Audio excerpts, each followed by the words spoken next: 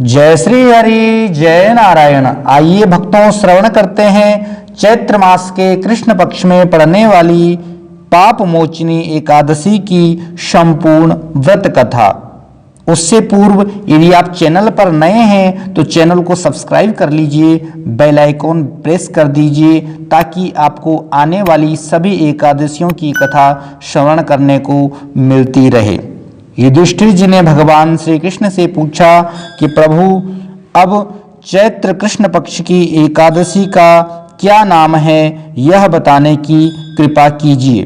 भगवान श्री कृष्ण बोले, राजेंद्र सुनो, मैं इस विषय में एक पाप नाशक उपाख्यान सुनाऊंगा जिसे चक्रवर्ती नरेश मानधाता के पूछने पर महर्षि लोमस ने कहा था।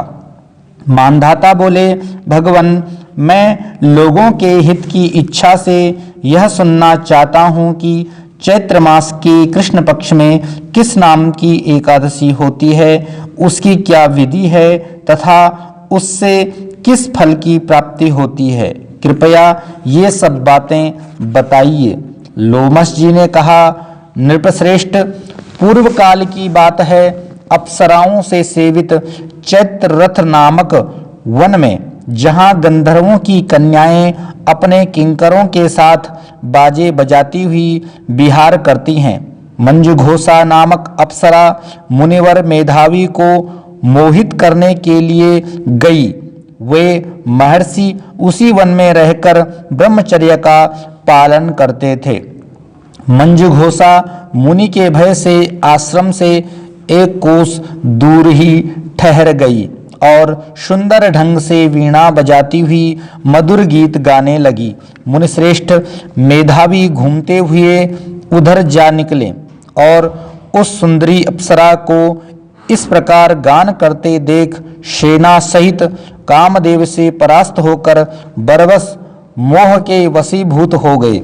मुनि की ऐसी अवस्था देख मंजुघोषा उनके समीप आई और वीणा नीचे रखकर उनका आलिंगन करने लगी। मेधावी भी उसके साथ रमण करने लगे। कामवश रमण करते हुए उन्हें रात और दिन का भी भान न रहा। इस प्रकार मुनि जनोचित सदाचार का लोप करके अप्सरा के साथ रमण करते उन्हें बहुत दिन व्यतीत हो गए।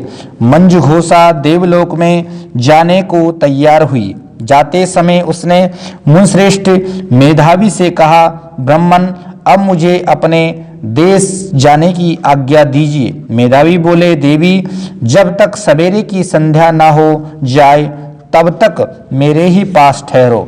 अप्सरा ने कहा, विप्रवर, अब तक न जाने कितनी संध्या चली गई, मुझ पर कृपा करके बीते हुए समय का विचार तो कीजिए। लोमस जी कहते हैं, राजन, अप्सरा की बात सुनकर मेधावी के नेत्र आश्चर्य से चकित हो उठे। उस समय उन्होंने बीते हुए समय का हिसाब लगाया तो मालूम हुआ कि उसके साथ रहते 57 वर्ष हो गए। उसे अपनी तपस्या का विनाश करने वाली जानकर मुनि को उस पर बड़ा क्रोध हुआ।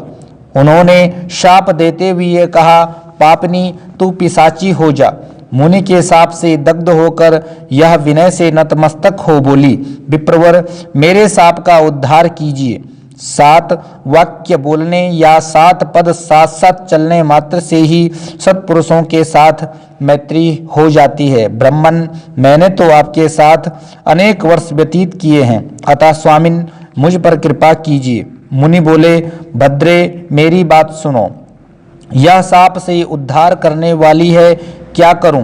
तुमने मेरी बहुत बड़ी तपस्या नष्ट कर डाली है। चैत्र कृष्ण पक्ष में जो शुभ एकादशी आती है उसका नाम है पाप मोचनी। वह सब पापों का क्षय करने वाली है। सुंदरी, उसी का व्रत करने पर तुम्हारी पिशाचिता दूर होगी। ऐसा कहकर मेधावी अपने पिता मुनिवर च्यवन के आश्रम पर गए। उन्हें आया देख च्यवन ने पूछा, बेटा, यह क्या किया? तुमने तो अपने पुण्य का नाश कर डाला। मेधावी बोले, पिताजी, मैंने जिससे अप्सरा के साथ नाश करने का पातक किया। कोई च्यवन ने कहा, प्रायश्चित बताइए। चैत्र कृष्ण पक्ष में जो पाप मोचनी एकादशी होती है उसका व्रत करने पर पाप राशि का विनाश हो जाएगा। पिता का यह कथन सुनकर मेधावी ने उस व्रत का अनुष्ठान किया।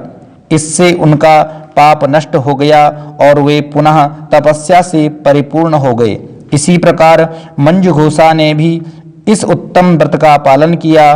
पाप मोचनी का व्रत करने के कारण वह पिशाच योनि से मुक्त हुई और दिव्य रूप धारणी श्रेष्ठ अप्सरा होकर स्वर्ग लोक में चली गई। राजन, जो श्रेष्ठ मनुष्य पाप मोचनी एकादशी का व्रत करते हैं उनका सारा पाप नष्ट हो जाता है। इसको पढ़ने और सुनने से सहस्र गोदान का फल मिलता है। ब्रह्म हत्या, स्वर्ण की चोरी, सुरापान और गुरुपत्नी गमन करने वाले महापातकी भी इस व्रत के करने से पाप मुक्त हो जाते हैं। यह व्रत बहुत पुण्यमय है। तो भक्तों, आपने श्रवण करी चैत्र मास के कृष्ण पक्ष की पाप मोचनी एकादशी की संपूर्ण व्रत कथा। इसी प्रकार की अन्य एकादशियों की व्रत कथा सुनने के लिए तथा सनातन धर्म के व्रत पर्व त्योहारों की कथा सुनने के लिए हमारे इस चैनल को अभी सब्सक्राइब करें, घंटी का निशान दबाएं और हमारे साथ इसी तरह जुड़े रहें। धन्यवाद। जय श्री हरि, जय नारायण।